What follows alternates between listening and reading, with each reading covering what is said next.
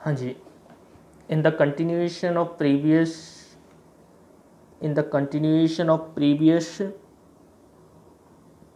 Class, previous video relating to micro economics and topic जो हमने cover किए थे वो थे इकोनॉमिक्स एंड इकोनॉमी। तो उसी के कंटिन्यूएशन में हम बात से दोबारा से एक बार रिवाइज करते हैं। हमने जो लास्ट वीडियो एंड की थी तो इकोनॉमिक प्रॉब्लम हम पढ़ रहे थे। इकोनॉमिक प्रॉब्लम क्या है तो एक बार रिवाइज करते हैं बच्चे। लिमिटेड रिसोर्सेज हैं, ऑल्टरनेटिव यूज है और यूटिलाइज अनलिमिटेड ह्यूमन वांट्स हैं। अनलिमिटेड ह्यूमन वांट्स, तो यहाँ पे हम समझने की कोशिश करते हैं सर। एक तो अपने आप में ही प्रॉब्लम है क्या कि भाई हमारे पास रिसोर्सेज का लिमिटेड होना ही अपने आप में एक प्रॉब्लम है। बट अगर हम थोड़ा इसे सोचें तो बच्चे limited resources is not a problem in itself. अपने आप में कोई प्रॉब्लम नहीं है। ये प्रॉब्लम कब बनती है? When these resources have alternative use. When these scarce resources have alternative use, तब ये प्रॉब्लम बनती है। सर मतलब समझे नहीं बच्चे। जैसे मान लीजिए मैं आपको बताने की कोशिश करता हूं, अगर मेरे पास 10 रुपए हैं, अगर मेरे पास क्या है 10 रुपए हैं। अब 10 रुपए केवल है if I have only 10 rupees. ये प्रॉब्लम तो है। क्यों है प्रॉब्लम? क्योंकि 10 रुपए तो बहुत कम है। बट ये प्रॉब्लम कब बड़ी बनती है? ये प्रॉब्लम ऑफ चॉइस कब बनती है? जब ये 10 रुपए से मल्टीपल ऑप्शन मेरे पास अवेलेबल होते हैं कि मैं इस 10 रुपए से फ्रूटी का टेट्रा पैक खरीदूं, फ्रूटी ले लूं, मैं यहाँ से चॉकलेट लूं,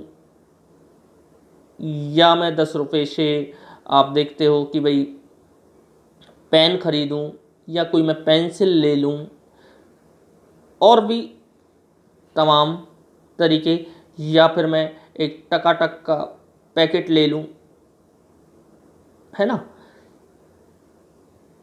टकाटक का पैकेट ले लूं, या फिर कोई और चिप्स लूं। तो कहने का मतलब क्या है कि इस 10 रुपये में भी बहुत सारी चीज़ें हैं। अब हम मेरे पास है क्या 10 रुपये, लिमिटेड रिसोर्सेज। और इन लिमिटेड 10 रुपये से हम क्या क्या चीज़ें खरीद सकते हैं? कई सारी चीज़ें खरीद सकते हैं। अब दिक्कत ये आती है कि इस 10 रुपये से मैं कौन सी एक ऐसी वस्तु है जो कि मेरे लिए बेस्ट है जिसको मैं खरीदूं। अब यहाँ पर प्रॉब्लम ऑफ चॉइस अराइज हुई।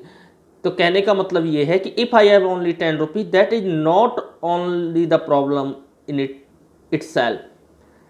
It's make a problem when that 10 rupees have a multiple use and it cause problem of choice कि भाई मैं इस 10 रुपये से पेन खरीदूं, पेंसिल खरीदूं, फ्रूटी का टेट्रा पैक खरीदूं, चॉकलेट खरीदूं, या फिर चिप्स खरीदूं, या टकाटक का पैकेट खरीदूं। तब ये प्रॉब्लम आती है। यानी कि वही हमारे घरों का भी हाल है कि हमारी लिमिटेड इनकम है और लिमिटेड इनकम से हमको वेरियस जो घर की ज़रूरतें हैं उनको पूरा करना होता है। बच्चों की ट्यूशन फीस जाती है, बच्चों की स्कूल फीस जाती है। तो यही तो क्या है बच्चे, प्रॉब्लम है। अब इस लिमिटेड रिसोर्सेज से कैसे बहुत सारी ज़रूरतों को पूरा करता है ह्यूमन, कैसे वो अपनी बुद्धि का इस्तेमाल करता है, अपनी विवेक का इस्तेमाल करता है, हाउ ही रैशनली बिहेव, इसी की स्टडी को ही तो क्या कहते हैं, इकोनॉमिक्स कहते हैं।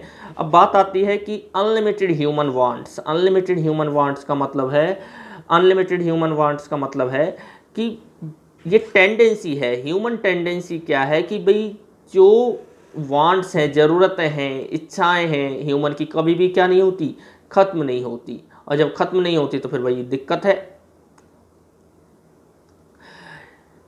तो बच्चे हमने इसको एक्सप्लेन किया कि भाई इकोनॉमिक्स क्या है, अनलिमिटेड ह्यूमन वांट्स की अगर और दोबारा से बात करें तो अनलिमिटेड ह्यूमन वांट्स क्या है कि भाई ये जो हमारी इच्छाएं हैं वो कभी ख़त्म नहीं होती, जबकि हमारे पास रिसोर्सेज क्या है, लिमिटेड है। तो देखिए अगर आप एक छोटे बच्चे हो तो आप सोचते हो कि भाई हमारे पेरेंट्स हमें साइकिल दिला दें, फिर थोड़े बड़े होते तो आप सोचते हो कि नहीं साइकिल से तो हम ट्यूशन नहीं जाएंगे, शर्म आती है। तो फिर क्या करते हैं कि भाई साइकिल नहीं, हमें क्या मिलनी चाहिए, बड़ी नहीं तो छोटी ही बाइक मिल जाए। फिर बाइक मिलती है तो फिर आपकी डिमांड बढ़ती है, हे भगवान बाइक भी कोई सवारी है, सर्दियों में सर्दी लगती है, गर्मियों में गर्मी लगती है, बारिश में भीग जाते हैं, अरे बड़ी नहीं तो छोटी गाड़ी, फिर बड़ी गाड़ी।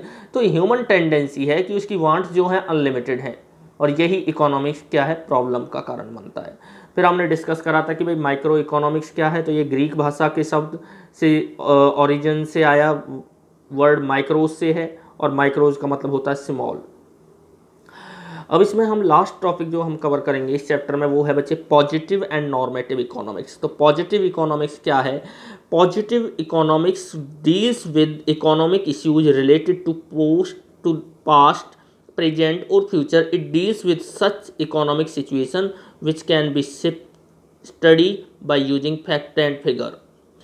नॉर्मेटिव इकोनॉमिक्स इज क्या है, अब समझ लेते हैं पॉजिटिव इकोनॉमिक्स क्या है। बच्चे पॉजिटिव इकोनॉमिक्स फैक्ट्स के बारे में बात करता है, ये इस बारे में बात नहीं करता कि सही गलत क्या है। जैसे कि मान लीजिए मैं कहूँ कि भाई देश में कोरोना के केस बढ़ते जा रहे हैं, मामले बढ़ते जा रहे हैं, रोज लगभग 3 लाख के अराउंड केस आजकल आ रहे हैं, तो ये क्या है, फैक्ट है। अब ये अच्छी बात भी हो सकती है या बुरी बात भी हो सकती है ना। जापान में क्या है, 2022 का जो ओलंपिक है, जो 2022 में क्या है ओलंपिक है, वो ऑर्गेनाइज हो रहा है, ये भी क्या है, नॉर्मेटिव स्टेटमेंट है। यानी कि जो फैक्ट है उसको जो बताए, ऐसी इकोनॉमिक्स को हम क्या कहते हैं बच्चे, नॉर्मेटिव इकोनॉमिक्स कहते हैं। कि भाई इन चाइना जो है मोस्ट पॉपुलेटेड नेशन है, ठीक है, इंडिया रनअप है, मतलब कि दूसरे नंबर पे पॉपुलेशन जो सबसे ज़्यादा है वो, इंडिया एक गरीब देश भी है। ये क्या है, ये पॉजिटिव है। यानी कि मिसलीड नहीं करना कि पॉजिटिव का मतलब कि अच्छी अच्छी बातें ही बताएगा, फैक्ट वो नेगेटिव भी हो सकते हैं, वो पॉजिटिव भी हो सकते हैं। मतलब कि अच्छी बातें भी हो सकती हैं कि भाई इंडिया में हर धर्म का सम्मान किया जाता है ना। तो ये क्या है, पॉजिटिव। यानी कि पॉजिटिव इकोनॉमिक्स बेसिकली क्या बताती है, फैक्ट से हमें फैक्ट्स को बताती है। जबकि नॉर्मेटिव इकोनॉमिक्स क्या है, it is economics what ought to be, क्या होना चाहिए, ये सजेशन होते हैं यहाँ पे। इट जहाँ वर्ड शुड आ जाए कि भाई इंडिया को कोरोना वैक्सीन जल्दी से जल्दी लगानी चाहिए जिससे कि कोरोना को कंट्रोल किया जा सके, इंडिया को ऐसा करना चाहिए, इंडिया को ओवर पॉपुलेशन पे चेकआउट लगाना चाहिए। तो ये सारी चीज़ें जहाँ पढ़ी जाती है वो normative economics is the economics what ought to be, क्या होना चाहिए। It deals with the opinions of the economics related to economic problem. Thank you.